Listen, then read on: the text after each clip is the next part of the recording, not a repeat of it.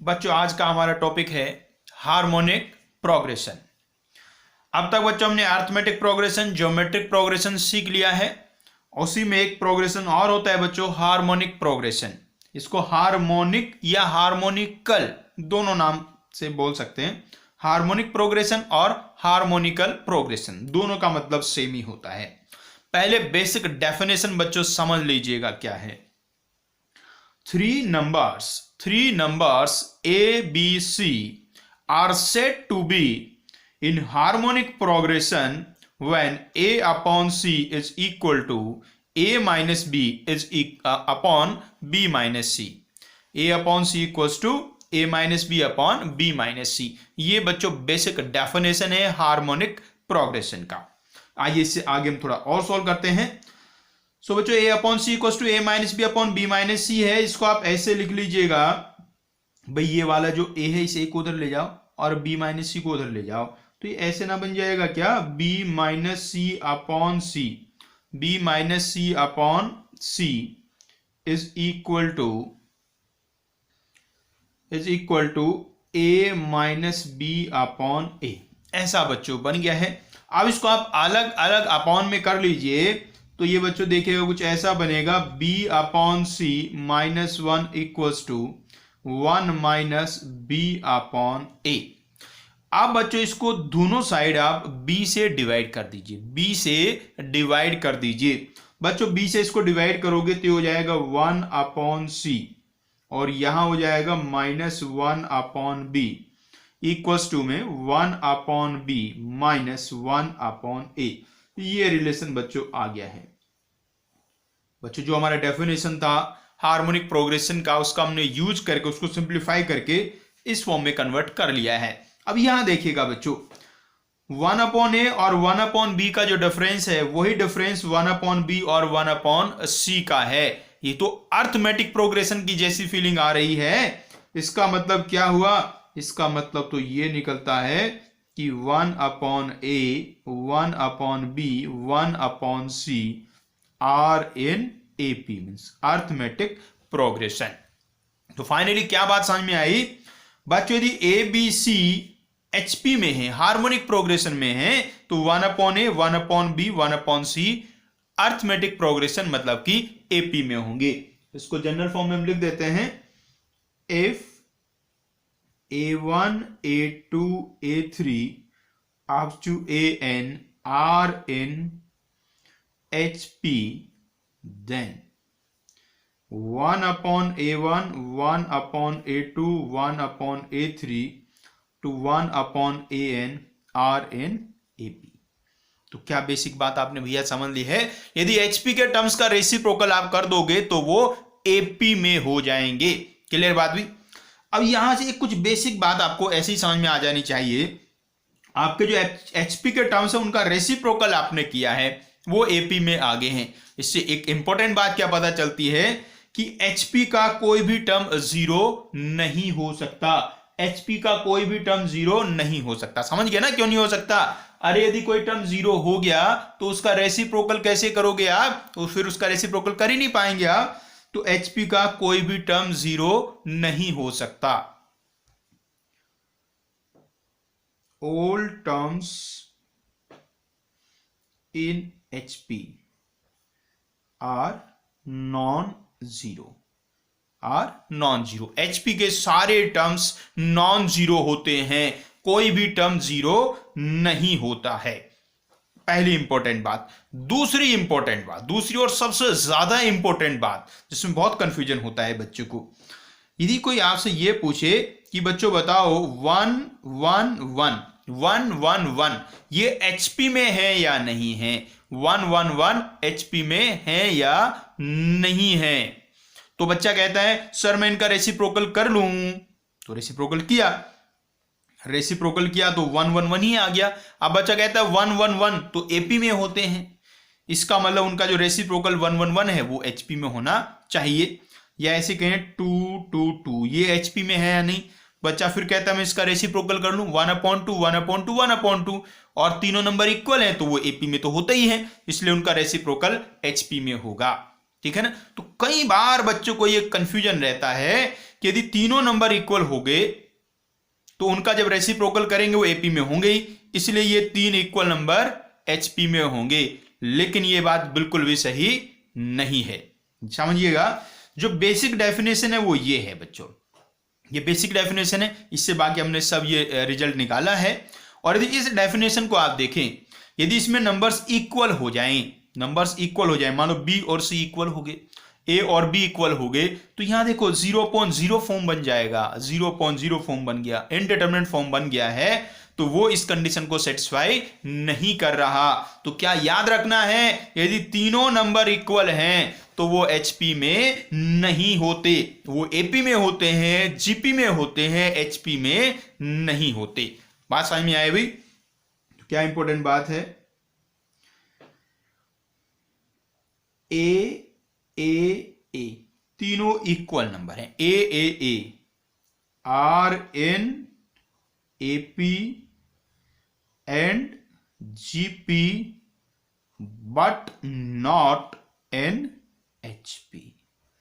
बहुत इंपॉर्टेंट बात है, कई बार ऐसे सवाल आते हैं पेपर में जिनमें ऑप्शन में लिखा होता है एपी जीपी एचपी ऐसा करके, तो कई बार बच्चों को लगता है इक्वल नंबर्स आ गए और इक्वल नंबर है तो एपी जीपी में है और एचपी में भी होंगे। तो ऐसी बात बिल्कुल नहीं है, इक्वल नंबर्स एचपी में नहीं होते क्योंकि वो इस डेफिनेशन को सेटिस्फाई नहीं करते हैं। इक्वल नंबर्स एपी में होते हैं और जीपी में होते हैं बच्चों। तो वही बच्चों, ये तो बेसिक बातें हुई हमारी कि एचपी होता क्या है। अब आइए इसकी थोड़ी और चर्चा करते हैं। भाई चर्चा में अब तक तो आप समझ चुके हैं चर्चा किस किस बात की होती है। nth टर्म फाइंड करना होता है, सम ऑफ n टर्म्स फाइंड करना होता है, फिर मीन फाइंड करना होता है। तो सबसे पहले कहां चलते हैं बच्चों, nth टर्म के पास चलते हैं। सो nth term of HP, harmonic progression का nth टर्म कैसे फाइंड करते हैं, बहुत ही आसान है रे। क्या सीखा है हमने, एचपी का रेसिप्रोकल कर दो तो एपी बन जाता है। तो हम क्या करेंगे, जो एपी बना लेंगे, फिर उस एपी का nth टर्म फाइंड कर लेंगे, फिर उसका रेसिप्रोकल कर देंगे, तो उससे एचपी का nth टर्म आ जाएगा बच्चों। क्या कहना चाह रहे हैं भाई आपको, हम ये कह रहे हैं nth term of HP equals to क्या होगा, 1 अपॉन nth टर्म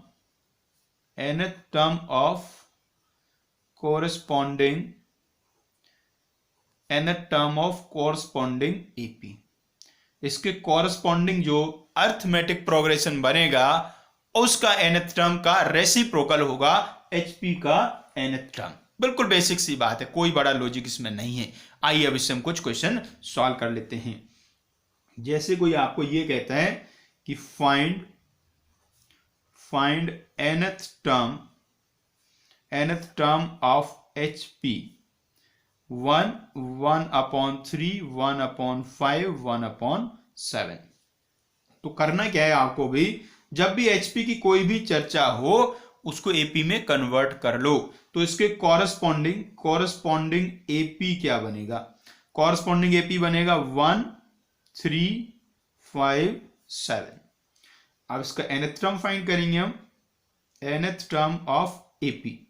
भाई एपी का nth टर्म तो फाइंड करना आता ही है, a plus n minus 1 into d. A का वैल्यू 1 है, n माइनस 1 और d का वैल्यू 2 है। तो इसको आप सॉल्व करेंगे तो 2n माइनस 1 आ गया।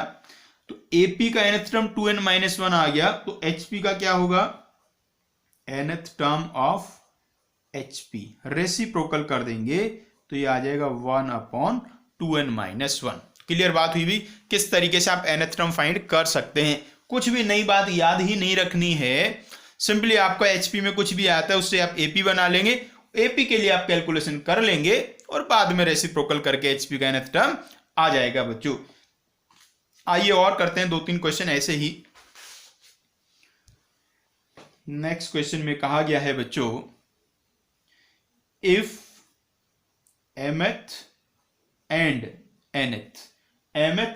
nth term of HP are n and m respectively, then find m plus nth term of HP। बिल्कुल सिंपल सा बेसिक क्वेश्चन है जी। दो टर्म्स का वैल्यू गिवन है, एक तीसरा कोई टर्म आपको फाइंड करना है। तो क्या करेंगे भाई, सबसे पहले आप, ये तो एचपी की बात होगी, एचपी का mth टर्म ये गिवन है, nth टर्म ये गिवन है। अब हम बात करेंगे कॉरस्पॉन्डिंग एपी की। एचपी में कुछ भी आए तो आपको कहां पहुंच जाना है, सीधे कॉरस्पॉन्डिंग एपी में। तो जो इसके कॉरस्पॉन्डिंग एपी होगा उसका mth टर्म क्या बनेगा, 1/n। समझिएगा ध्यान से, एचपी का mth टर्म n है तो उसके कॉरस्पॉन्डिंग एपी का mth टर्म 1/n होगा। तो यहां से इसको आप लिख पाएंगे a plus m-1 into d equal to 1/n, equation 1। And nth term होगा बच्चों 1/m, तो ये बन जाएगा a plus n-1 into d equal to 1/m। ये आ गया जी सेकंड इक्वेशन। अब बच्चों इन दोनों इक्वेशन को हम सॉल्व कर लेंगे। सॉल्व करना बहुत ही आसान है रे, ऐसे ऐसे माइनस कर दोगे और a और d का वैल्यू निकाल दोगे। तो यहां से a और d दोनों का वैल्यू आप फाइंड कर पाएंगे और वो वैल्यू आएंगे 1/mn। अब हम फाइंड करेंगे am प्लस n, मतलब ap का m प्लस nth टर्म क्या बनेगा जी, a plus m plus n-1 into D, मतलब कि 1/mn। इसको बच्चों आप सिंप्लीफाई कर लीजिएगा। सिंप्लीफाई बड़े आराम से ये हो ही जाना है, तो ये आ जाएगा सिंप्लीफाई करके m plus n upon mn। ये बच्चों आ गया है। ये क्या आ गया है, ये AP का m प्लस nth टर्म आ गया है। Therefore m plus nth term of HP, m plus nth term of HP कैसे निकलेगा, रेसिप्रोकल कर देंगे, उल्टा कर देंगे इसको, तो ये आ जाएगा mn ऊपर और m प्लस n नीचे। अब क्लियर बात हो चुकी है आपको जी कैसे करनी है कहानी। दिमाग की जरूरत ही नहीं है, ना कुछ नई बात याद रखनी है। HP भी कुछ भी चर्चा चले, HP की कुछ भी चर्चा चले तो उसके रेसिप्रोकल करके AP बना लो। पहले आप AP में पूरा कैलकुलेशन कर लो, लास्ट में जाके उसका रेसिप्रोकल कर दो तो HP के टर्म्स आ जाएंगे बच्चों। आइए और देखिएगा क्वेश्चन।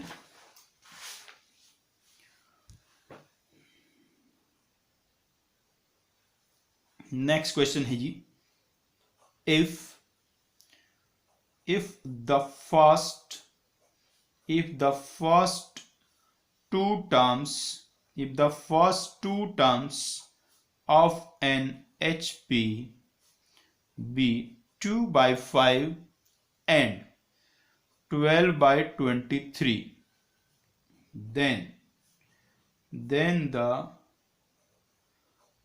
the largest positive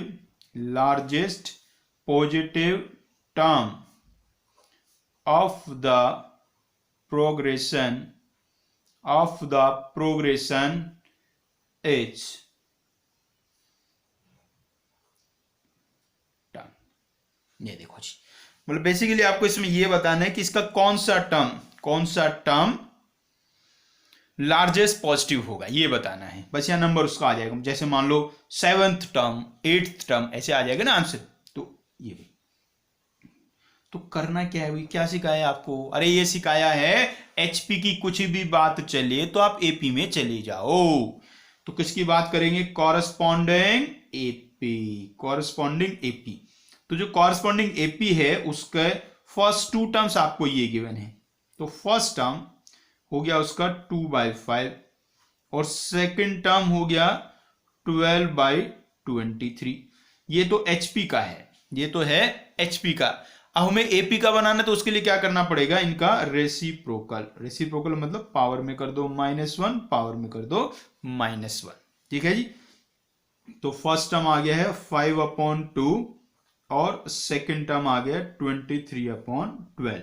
ये AP के फर्स्ट और सेकंड टर्म बच्चों आगे हैं। अब क्या निकाल लो, अब निकाल लो कॉमन डिफरेंस मतलब कि D कैसे निकलेगा, A2 - A1, 23/12 -5/2। एलसीएम ले लोगे भैया, एलसीएम आ जाएगा 12, तो ये बनेगा 23 - 6 से मल्टीप्लाई होगा तो 30।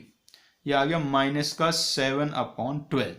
तो कॉमन डिफरेंस -7/12 आ गया है।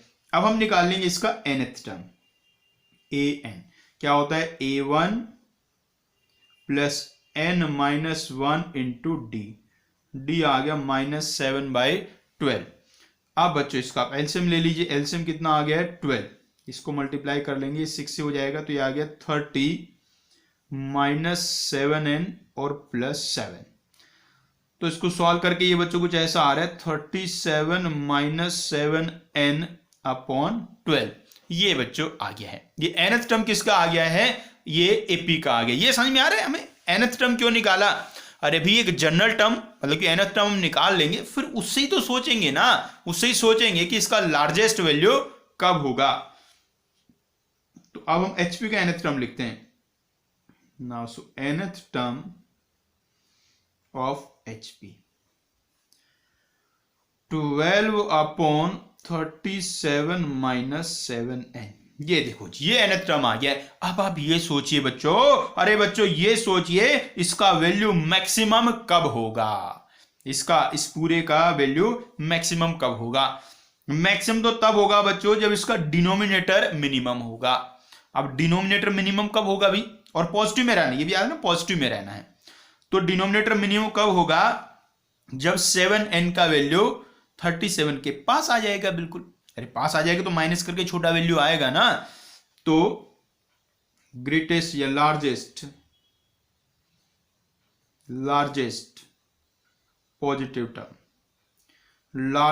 पॉजिटिव टर्म के लिए 37 -7n मिनिमम होना चाहिए, और वो मिनिमम क्या कब होगा, जब n का वैल्यू 5 होगा। अरे n का वैल्यू 5 होगा तो 7 × 5 35 आएगा। 35 37 के सबसे नजदीक होगा ना, बाकी कोई और लोगे तो उससे दूर आएगा। तो इसलिए लार्जेस्ट पॉजिटिव टर्म कौन सा हो गया, 5th टर्म। तो इसका वैल्यू लार्जेस्ट तब होगा जब n का वैल्यू 7 होगा बच्चों। तो इसका जो 5th टर्म होगा बच्चों एचपी का, वो सबसे बड़ा पॉजिटिव टर्म होगा। आइए आगे बढ़ते हैं, नेक्स्ट क्वेश्चन देखते हैं बच्चों। नेक्स्ट क्वेश्चन जो अभी हम करने वाले हैं वो जेई में पूछा गया है, जेई एडवांस में आया हुआ क्वेश्चन है। आसान सा है, बिल्कुल आसान सा है, वो भी ऐसा ही। क्वेश्चन में कहा गया है late a1 a2 a3 be in HP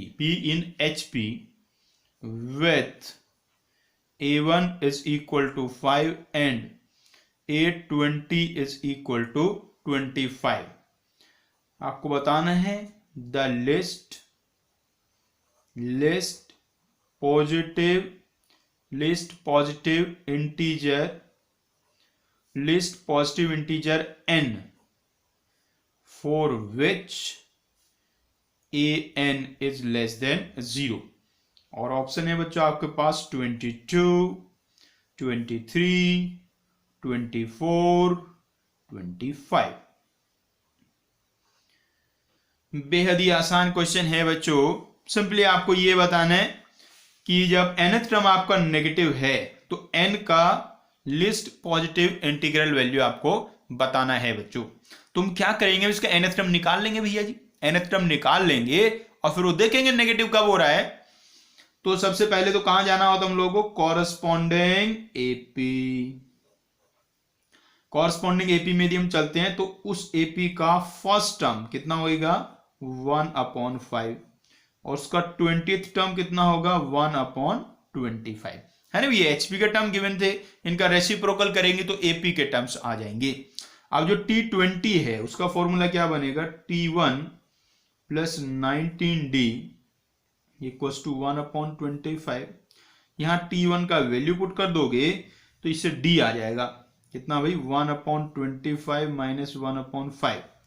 so 19D = इसका एलसीएम ले लोगे बच्चों 25, तो ये बन गया 1 - 5। हाँ तो ये आ गया माइनस का 4/25। तो देखो D का एक बहुत ही अजीब सा वैल्यू आ रहा है वैसे तो, -4/19 × 25 ऐसा बच्चों आ गया है। अब बच्चों हम इसका nth टर्म निकालेंगे। nth टर्म क्या होगा, वही अपना T1 + n - 1 × D। T1 हो गया 1/5 plus n minus 1 into D minus 4 upon 19 into 25। इसको एलसीएम लेके सॉल्व कर लेते हैं बच्चों। तो क्या बन जाएगा, देखो जी, एलसीएम तो आ जाएगा 19 इंटू 25, यहां आ जाएगा 19 इंटू 5 मतलब 95 माइनस 4n प्लस 4, तो 99 माइनस 4n अपॉन 19 इंटू 25। ये बच्चों आ गया nth टर्म। अब बच्चों जो an होगा, an मतलब hp का जो nth टर्म होगा वो क्या होगा, 19 इंटू 25 अपॉन 99 माइनस 4n। अब ये क्या कहा है, ये कहा है कि ये होना चाहिए लेस देन 0। बच्चों ये लेस देन 0 कब होगा, ये एक फ्रैक्शन है ना, उसका जो न्यूमरेटर है वो तो पॉजिटिव है, डिनोमिनेटर देखना आप कैसा होगा, पूरा फ्रैक्शन नेगेटिव है, न्यूमरेटर पॉजिटिव है तो डिनोमिनेटर नेगेटिव होना चाहिए। तो 99 minus 4n should be less than 0, means 4n greater than 99, 4n greater than 99, मैंने n is greater then 99 upon 4। इसका वैल्यू आप निकालोगे तो ये कुछ 24 पॉइंट समथिंग आ जाएगा। तो n का वैल्यू 24 पॉइंट समथिंग से बड़ा है, तो n का मिनिमम वैल्यू क्या होगा, n का minimum value, least value of n कितना आ गया बच्चों, 25 आ गया। 24 पॉइंट समथिंग से बड़ा है तो 24 से बड़ा जो इंटीजर होगा वो कौन सा होगा, तो 25 ही होगा। तो n का सबसे छोटा वैल्यू 25 होगा, इसलिए कौन सा ऑप्शन करेक्ट आ गया जी, ऑप्शन डी अपना करेक्ट आ गया है। तो कितना सीधा सिंपल क्वेश्चन था जी। ऐसे ही मेनली क्वेश्चन इससे बनते हैं, इसमें कुछ बड़ी बड़ी बातें तो है ही नहीं बच्चों, बस सीधे क्या करना है, एपी में कन्वर्ट करना है और फिर एपी में कन्वर्ट करना है, एपी में सारी कैलकुलेशन करनी है, लास्ट में आके उल्टा पुल्टा कुछ कर देना है, बस काम खत्म हो जाएगा जी। चलिए आगे बढ़ते हैं बच्चों और चर्चा करते हैं। आओ बच्चों अब चर्चा करते हैं हार्मोनिक मीन के बारे में, जिसको आप HM कह सकते हैं। एक बच्चा कह रहा है सर आपने वो तो सिखाया नहीं, क्या नहीं सिखाया भाई, अरे सर वो नहीं सिखाया, सम निकालना, HP के n टर्म्स का सम निकालना ही नहीं सिखाया। तो बच्चों इसमें हमारी कोई गलती नहीं है, हमने नहीं छोड़ा HP का सम निकालना, ये तो विद्वानों ने ही छोड़ दिया है। किसी विद्वान ने आज तक HP का सम निकालने का फॉर्मूला बनाया ही नहीं है। अब बनाया नहीं तो हम कैसे पढ़ाएंगे भाई, तो HP के सम निकालने का कोई जनरल फॉर्मूला नहीं बना है अब तक, इसलिए वो पढ़ने की हमें आवश्यकता ही नहीं है ही नहीं तो कहां से पढ़ेंगे भाई। तो HP के सम निकालने की कोई जरूरत नहीं है क्योंकि उसका फॉर्मूला नहीं है कोई भी, इसलिए सीधे कहां पहुंच जाते हैं, हार्मोनिक मीन पे पहुंच जाते हैं। भाई मीन्स के बारे में हम कई बार आपको बता चुके हैं, अर्थमेटिक मीन में, ज्योमेट्रिक मीन में, वही सेम टू सेम बातें यहां भी कहनी है, तो जल्दी से कह डालते हैं। सबसे पहले नाम क्या आता है, single harmonic mean, single harmonic mean. If HB the single harmonic mean between A and B, then AHB are in HP। देखो जी सिंपल वही बात है, यदि AHB HP में है तो जो H होगा वो A और B के बीच में हार्मोनिक मीन होगा, सिंगल हार्मोनिक मीन होगा, या ये भी कह सकते हैं जो H है A और B का हार्मोनिक मीन होगा। H is harmonic mean of A and B। तो बच्चों AHB यदि HP में है तो 1 upon A, 1 upon H, 1 upon B are in AP। Reciprocal कर दिया HP का तो वो AP में आगे भी है जी। अब AP वाला कंडीशन यूज कर लो। AP का कंडीशन क्या कहेगा, बीच वाले का ट्वाइस, इन दोनों के सम के बराबर। So 2 upon H equals to 1 upon A plus 1 upon B। यहां से इसको हम सॉल्व कर लेंगे तो H का वैल्यू आ जाएगा। पता है H का वैल्यू क्या आ गया, H का वैल्यू आ गया 2 upon 1 upon A plus 1 upon B। H का वैल्यू आ गया 2 upon 1 upon A plus 1 upon B। या इसको आप सिंप्लीफाई कर लोगे तो ये ऐसा बन जाएगा 2ab upon a plus b। ये लो जी, हार्मोनिक मीन का फॉर्मूला तैयार हो गया। फॉर्मूला जरूर याद रखना, बहुत इंपॉर्टेंट है। यदि हार्मोनिक प्रोग्रेशन में किसी चीज का सबसे ज्यादा यूज होता है तो वो हार्मोनिक मीन का है। सबसे ज्यादा काम की जो चीज है वो हार्मोनिक मीन ही है बच्चों। और उसका फॉर्मूला हमने सीख लिया 2ab upon a plus b। आगे एक और बात जी, harmonic mean of n terms. जैसे हमारे पास नंबर है जी a1 a2 a3, ये सब इनका हार्मोनिक मीन क्या होगा? तो harmonic mean of a1 a2 a3 up to an, तो क्या होगा जी? देखो यहां से आप फीलिंग लो, जहां से आपने 2 का निकाला था वहीं से फीलिंग लो। यदि आपको a और b का हार्मोनिक नहीं निकालना तो आपने क्या किया, ऊपर लिखा 2 और नीचे क्या है 1 upon a plus 1 upon b, मतलब उनका रेसिप्रोकल का सम नीचे आया और ऊपर नंबर ऑफ टर्म्स आया। तो क्या बन जाएगा harmonic mean n upon 1 upon a1 plus 1 upon a2 plus 1 upon a3 till 1 upon an। ये बच्चों हार्मोनिक मीन का फॉर्मूला बन गया। यदि एक 2 से ज्यादा नंबर्स का आपको हार्मोनिक मीन निकालना हो बच्चों। आइए इसके बाद तीसरी बात हम क्या सीखा करते थे? अरे तीसरी बात थी 2 नंबर्स के बीच में बहुत सारे मीन्स, तो उसका क्या नाम रखते थे हम? उसको हम कहने जा रहे हैं n harmonic means. N harmonic means between 2 numbers। n harmonic mean between 2 numbers a and b, between a and b।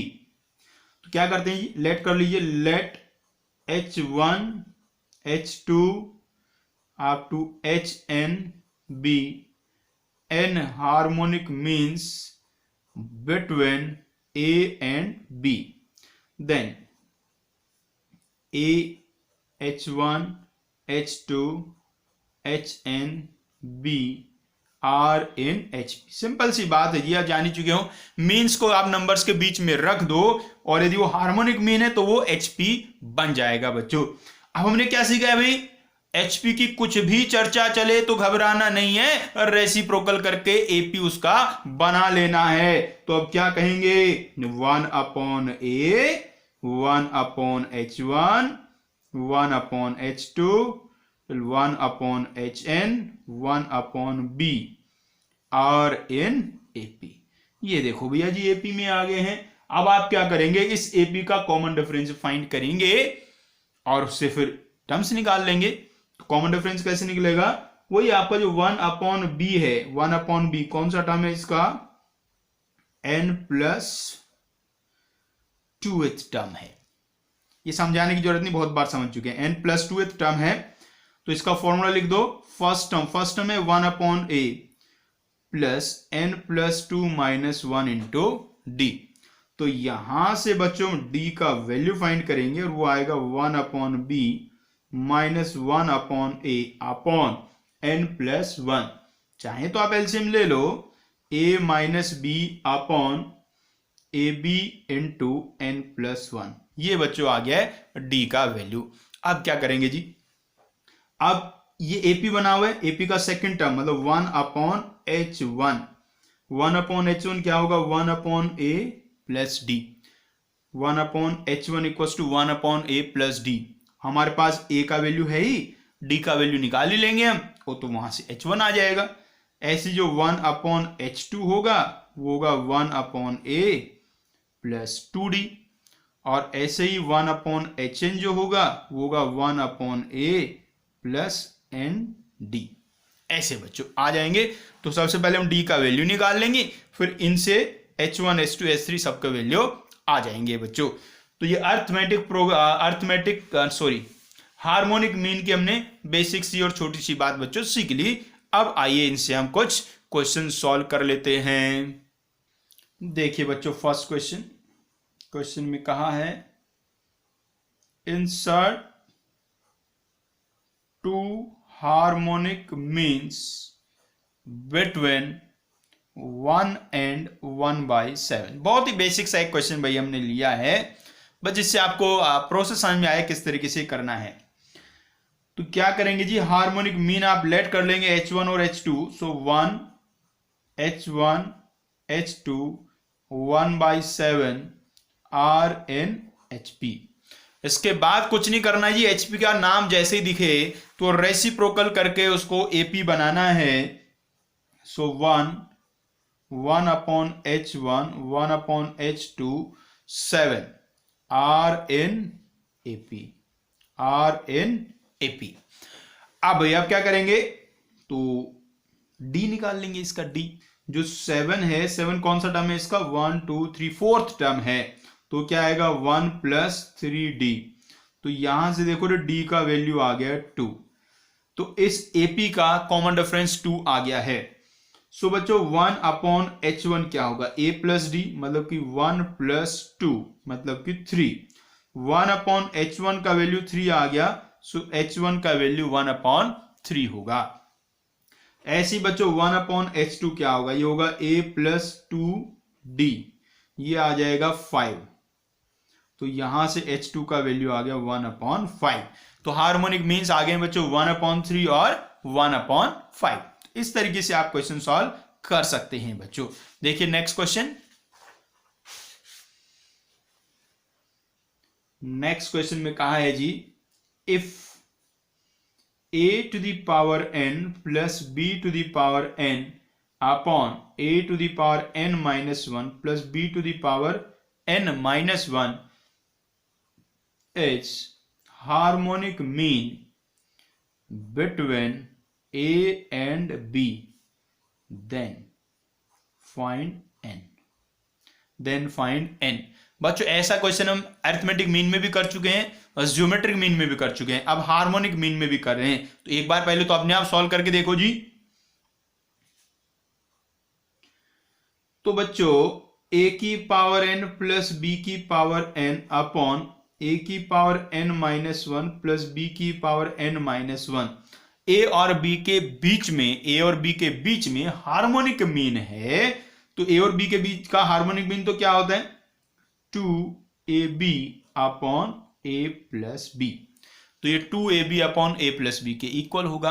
भाई अब इस इक्वेशन को आपको सॉल्व कर लेना है और सॉल्व करके ना इनका वैल्यू फाइंड कर लेना है।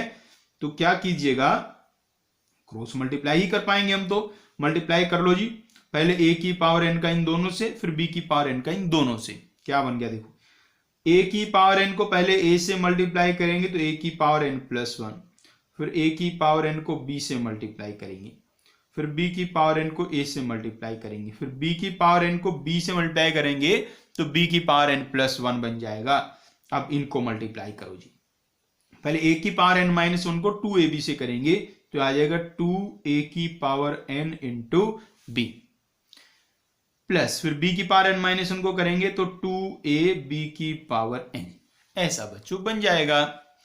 अब भाई देखो ये रहा a की पावर nb, यहां रहा 2a की पावर nb, तो एक टर्म कट जाएगा, ऐसे ये वाले का इससे एक कट जाएगा, तो बचेगा क्या, a की power n plus 1 plus b की power n plus 1 equal to a की power n b plus a b की पावर n। आप क्या करिएगा बच्चों, इनमें से एक टर्म को उधर ले जाओ, इनमें से एक को उधर ले जाओ, तो क्या बना रहे, a की power n plus 1 minus a की power n into b equals to a b की पावर n माइनस b की पावर n प्लस 1।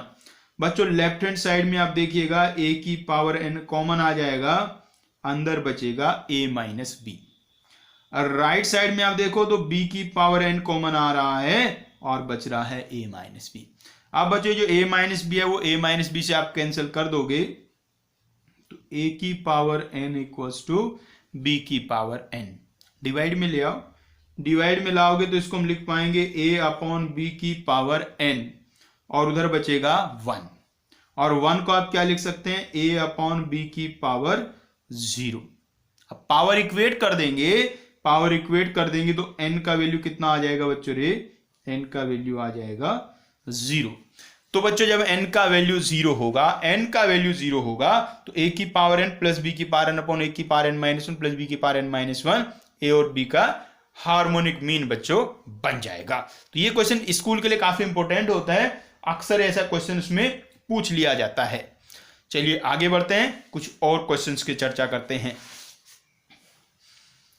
एक और अच्छा सा सुंदर सा क्वेश्चन देखिएगा।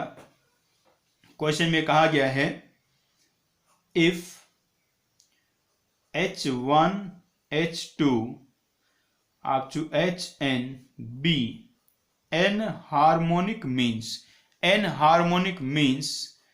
between A and B, then H1 plus A upon H1 minus A plus Hn plus B upon Hn minus B is equal to क्या होगा, ये आपसे पूछा गया है। ऑप्शन भी है चलो आपके पास, n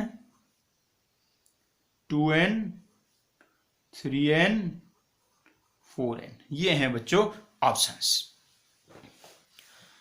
तो देखिएगा सबसे पहले जो बेसिक बातें हैं वो लिख लेते हैं भैया। और बेसिक बात क्या है, H1 H2 Hn ये सब A और B के बीच में हार्मोनिक मीन्स हैं। तो इसका मतलब ये हुआ कि A H1 H2 Hn B Rn Hp ये हार्मोनिक प्रोग्रेशन में होंगे भाई। और क्या सीखा है हमने, जब भी Hp का नाम सुने रेसिप्रोकल करके Ap बना लो। सो 1 upon A 1 upon H1 1 upon H2 1 upon Hn 1 upon B Rn Ap, ये बच्चों Ap में होंगे। अब एपी की जितनी भी प्रॉपर्टी है भैया वो सब सोच लो, मन में सोच लो, जो भी आपको सब तो याद है ही। अब भाई सीधे सीधे कहां चलो, अब ये जिसका वैल्यू में निकालना है उसके पास हम चलते हैं, वहां जाके सोचते हैं क्या होना है। H1 plus a upon H1 minus a Hn plus b upon Hn minus b, इसका वैल्यू बच्चों में निकालना है। अब देखो रे, यहां से आप देखो ये सब 1 अपॉन में आ गए हैं, सब 1 अपॉन में आ गए, तो इनको भी 1 अपॉन में लाने की कोशिश करो। तो उसके लिए आप क्या करिए, इसमें आप H1 इंटू ए से डिवाइड कर दो, न्यूमरेटर को H1 इंटू ए से डिवाइड कर दो। तो जब इसको H1 इंटू ए से डिवाइड करेंगे तो ऐसा बनेगा 1 upon a plus 1 upon H1। नीचे देखो जी, नीचे बनेगा 1 upon a minus 1 upon H1। हमने न्यूमरेटर और डिनोमिनेटर दोनों को H1a से डिवाइड कर दिया। सिमिलरली इधर H1 इंटू बी से डिवाइड कर दो, तो यहां बन जाएगा 1 upon b plus 1 upon Hn 1 upon b minus 1 upon Hn, ऐसा बच्चों बन गया है। अब देखिएगा कहानी, अब देखिएगा क्या कहानी हुई भाई, 1 upon a minus 1 upon H1, 1 upon a minus 1 upon H1 minus d हो गया, और 1 upon b minus 1 upon Hn ये d हो गया। तो ये बन गया माइनस डी और वो बन गया प्लस का d। तो यदि हम 1 बाई डी कॉमन ले लेंगे, 1 बाई डी कॉमन ले लेंगे तो यहां माइनस साइन एक छूटेगा, तो minus 1 upon a minus 1 upon H1 बनेगा, और वहां plus 1 upon b plus 1 upon Hn, ऐसा बच्चों बनेगा। बात समझ में आए कि नहीं, इसका वैल्यू माइनस डी है, इसका वैल्यू प्लस डी है। अब इसमें देखो जी 1 अपॉन बी माइनस 1 अपॉन ए क्या होगा, 1 upon H1 minus 1 upon H1 क्या होगा, ये सब आपको देखने पड़ेंगे क्या होंगे। बहुत आसान है देखना भी, देखिए कैसे आसान बता रहे हैं हम आपको।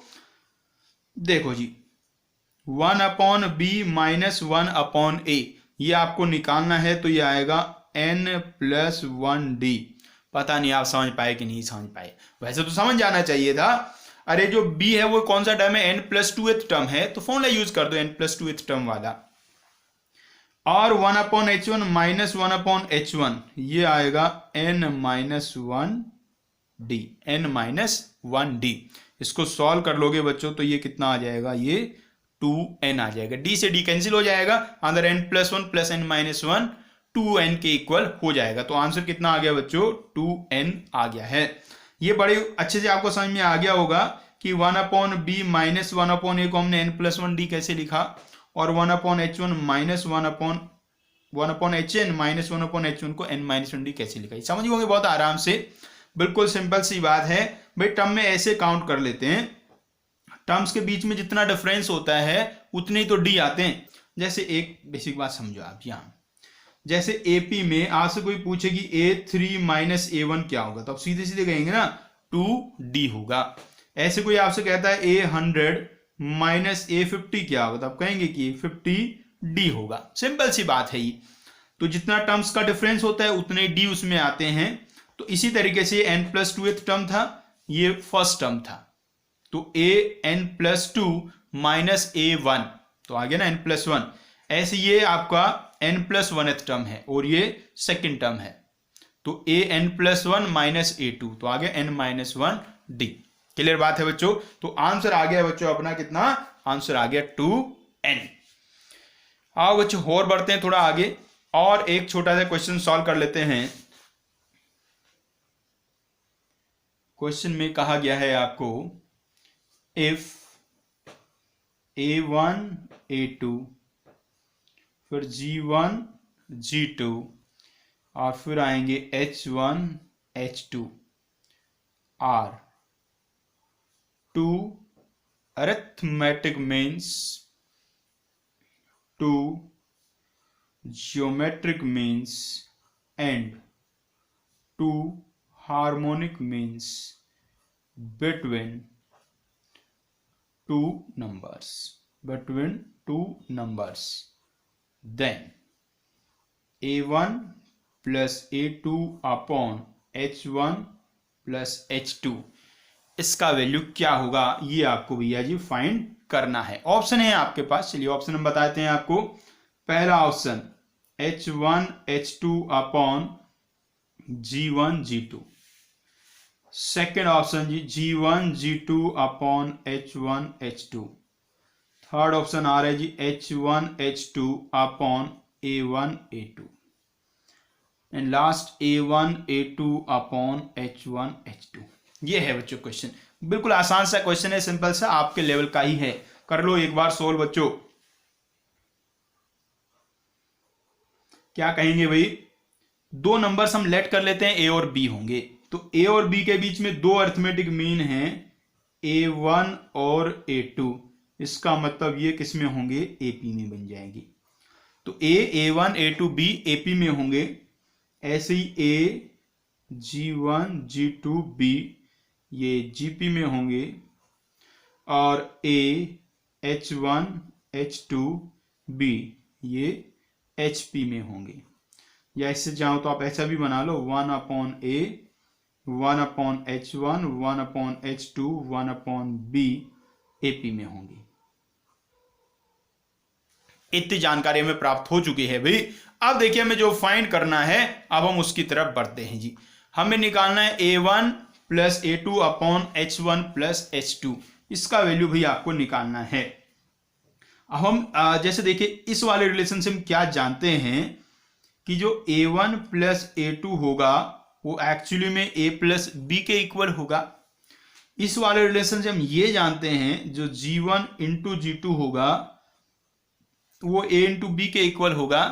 और इस रिलेशन से हम क्या जानते हैं, 1/H1 plus 1/H2 1/A plus 1/B के इक्वल होगा। इतनी जानकारी भी हमें है। अब आप देखिएगा हमें A1 plus A2 upon H1 plus H2 निकालना है, तो H1 प्लस H2 तो यहां से निकलेगा, तो यहां से हम H1 प्लस H2 का वैल्यू निकाल पाएंगे। एलसीएम ले लीजिए, तो एलसीएम लेते ही H1 प्लस H2 का वैल्यू आ गया। इधर भी एलसीएम ले लो, उधर आ गया A plus B upon AB, यहां अपॉन में कितना आ गया H1 H2, ऐसा वही आ गया है। अब चलिए तो हमें क्या निकालना है, A1 plus A2 upon H1 plus H2, ये बच्चों में निकालना है। A1 प्लस A2 का वैल्यू कितना है, A plus B। H1 plus H2 का वैल्यू क्या है, वो है A plus B into H1 H2 upon AB, upon AB, upon वाले AB को ऊपर भेज दो, ठीक है ना। यहां से निकाल लिया H1 प्लस H2 का वैल्यू, इसको उधर ले गया। अब इसमें देखो जी A प्लस B से A प्लस B तो कैंसिल हो गया, ये आ गया a b upon H1H2। A b किसके इक्वल है? A B G1 into G2 के इक्वल है, G1 into G2 upon H1 into H2। ऐसा बच्चों आ गया है वैल्यू। और ये कौन सा ऑप्शन है? ये ऑप्शन बी है। तो बच्चों ऑप्शन बी हमारा हुआ करेक्ट। चलिएगा आगे बढ़ते हैं। अब भाई हम एक छोटी सी चर्चा कर लेते हैं। चर्चा का नाम क्या है? रिलेशन बिटवीन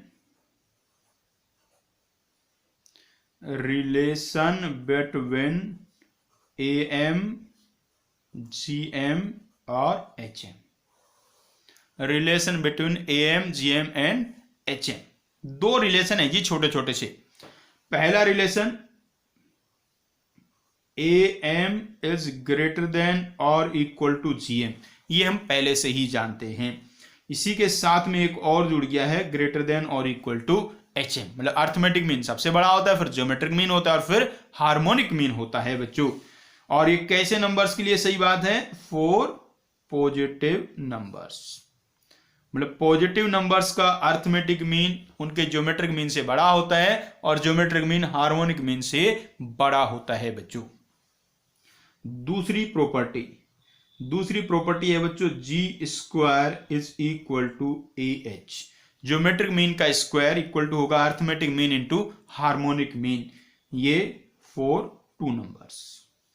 ये खाली 2 नंबर्स के लिए सही है। 2 नंबर्स का ज्योमेट्रिक मीन, अर्थमेटिक मीन और हार्मोनिक मीन में ये रिलेशन होगा बच्चों। इसको हम प्रूव कर लेते हैं रे। इसको प्रूव करते हैं जी, दोनों रिलेशन को प्रूव करते हैं। पहले वाले रिलेशन में आधा तो हम पहले ही प्रूव कर चुके हैं कि AM GM से बड़ा होता है, जब हमने अर्थमेटिक मीन और ज्योमेट्रिक मीन में रिलेशन पढ़ा था। आज हम करेंगे ज्योमेट्रिक मीन हार्मोनिक मीन से बड़ा होगा। तो इसके लिए हम क्या निकालेंगे? G minus H, geometric mean minus harmonic mean. भाई ज्योमेट्रिक मीन होता है under root of AB, harmonic mean होता है 2AB upon A plus B। आप बच्चों इसमें क्या करिए, क्या आपको कुछ कॉमन दिखाई दे रहा है? क्या इसमें क्या कुछ कॉमन दिखाई दे रहा है? हाँ, इससे under root of AB common आ जाएगा। Under root of AB common लोगे तो यहां बचेगा 1 माइनस, यहां पूरा AB था, रूट उसका आपने बाहर लिया तो आधा रूट यहां बच गया, तो यहां कितना बच गया? 2 रूट AB। मैंने जो A इंटू बी है ना बच्चों, उसको ऐसे नहीं लिख सकते root AB into root AB। तो एक रूट AB बाहर आ गया, एक रूट AB अंदर बच गया, अपॉन में है A प्लस B। क्या बन चुका है देखो, अंडर रूट ऑफ AB। अंदर आप एलसीएम ले लीजिए तो आएगा A प्लस B, और बचेगा कितना अंदर? A plus B minus 2 root AB। तो A plus B minus 2 root AB ये किसी का होल स्क्वायर बन गया है। किसका होल स्क्वायर बन गया जी? रूट AB को तो बाहर लिखो पहले। ये बन गया root A minus root B का होल स्क्वायर, अपॉन में है A प्लस B। आप बच्चों देखो रूट AB स्क्वायर रूट है तो कभी नेगेटिव नहीं हो सकता। A और B पॉजिटिव नंबर्स हैं तो ये भी पॉजिटिव हो गया। ये होल स्क्वायर है तो ये भी नेगेटिव नहीं हो सकता। तो ये जो टोटल वैल्यू होगा ये ग्रेटर देन और इक्वल टू 0 होगा। So G minus H is greater than और equal to 0, therefore G is greater than और इक्वल टू H बच्चों। तो हमने सीख लिया ज्योमेट्रिक मीन हार्मोनिक मीन से बड़ा होता है या उसके बराबर होता है। इक्वल कब होगा? अरे इक्वल तो तब होगा जब A और B दोनों सेम होंगे। So G is equal to H कब होता है? For equal numbers. दो सेम नंबर का आप ज्योमेट्रिक मीन और हार्मोनिक मीन निकालेंगे तो वे दोनों इक्वल आएंगे। इससे पहले हमने सीखा था यदि नंबर सेम है तो उनका अर्थमेटिक मीन और ज्योमेट्रिक मीन भी इक्वल होते हैं। तो इक्वल नंबर्स के लिए अर्थमेटिक मीन, ज्योमेट्रिक मीन और हार्मोनिक मीन तीनों सेम ही होते हैं बच्चों। तो ये पहले प्रॉपर्टी को हमने प्रूव कर दिया। अब जल्दी से दूसरी वाली को प्रूव कर देते हैं। सेकंड वाली को प्रूव करने जा रहे हैं। ये बहुत ही ज्यादा आसान है, इसको तो नहीं भी करेंगे तो भी कुछ नहीं था, लेकिन फिर भी कर देते हैं। इसमें हम राइट हैंड साइड RHS से शुरू करते हैं। RHS में क्या लिखा है? A into H। A मतलब अर्थमेटिक मीन, H मतलब हार्मोनिक मीन। अर्थमेटिक मीन क्या होता है जी? A plus B by 2। Harmonic mean क्या होगा? 2AB upon A plus B। A plus B से A प्लस B कैंसिल, 2 से 2 कैंसिल, तो ये आ गया A इंटू B। और A इंटू B क्या होता है? G स्क्वायर होता है। यही प्रूव करना था जी, काम हो गया समाप्त। क्लियर बात हुई जी? तो ये हमने दोनों प्रॉपर्टीज को बच्चों प्रूव कर दिया है। अब आइए इन प्रॉपर्टीज का यूज करके कुछ एक दो छोटे मोटे क्वेश्चन सॉल्व कर लेते हैं भाई। देखिएगा क्वेश्चन क्या है जी। क्वेश्चन में कहा है the harmonic mean of two numbers, harmonic mean of two numbers is 4, their arithmetic mean is a and geometric mean G satisfy the relation. Arithmetic mean A and geometric mean G satisfy the relation 2a plus G square is equal to 27. Find the two numbers. देखो जी कितना सीधा simple question है। Harmonic mean given है, arithmetic mean और geometric mean में relation given है, और आपको क्या फाइंड करना है बच्चों, नंबर्स फाइंड करने हैं। तो क्या करिए, नंबर्स को लेट कर लीजिए। Let numbers b a and b. A और बी बच्चों नंबर्स हमने लेट कर लिए हैं। तो सबसे पहले तो आपको हार्मोनिक मीन गिवन है जी, हार्मोनिक मीन गिवन है। तो हार्मोनिक मीन 4 के इक्वल है। इसका मतलब ये हुआ कि 2ab upon a plus b का वैल्यू 4 है। एक रिलेशन बच्चों ये हमें मिल गया है। उसके बाद क्या कहा है आपको, उसके बाद कहा है 2a plus g square equal to 27 है। 2a plus g square equal to 27 है। भाई आप जानते हैं जी स्क्वायर किसके इक्वल होता है, जी स्क्वायर ए एच के इक्वल होता है, ए एच। और h का वैल्यू कितना है, h का वैल्यू 4 है। तो ये कितना बन गया 2a plus 4a, 2a plus 4a कितना हो गया 6a, 6a इक्वल्स टू 27। अब a का वैल्यू क्या होता है जी, a का वैल्यू होता है a plus b by 2 equals to 27।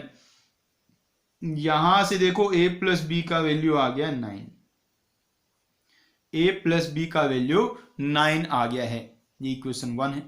अब इक्वेशन 1 के पास एक बार चलिए।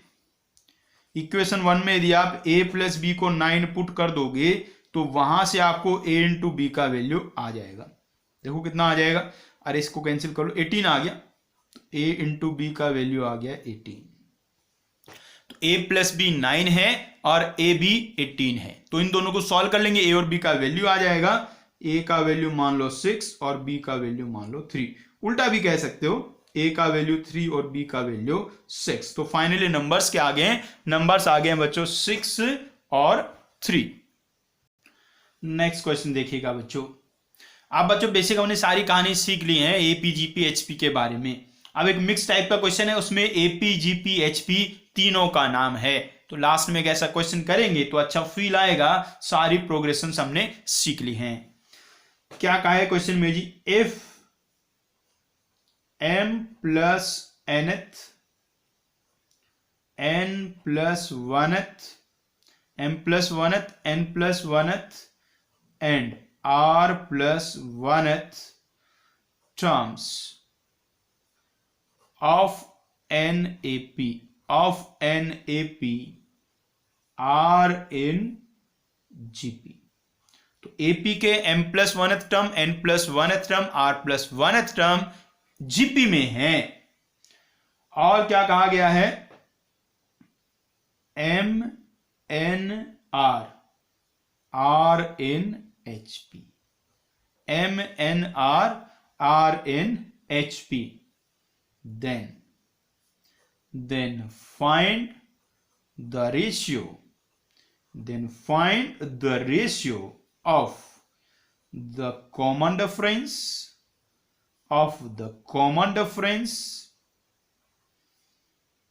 to the first term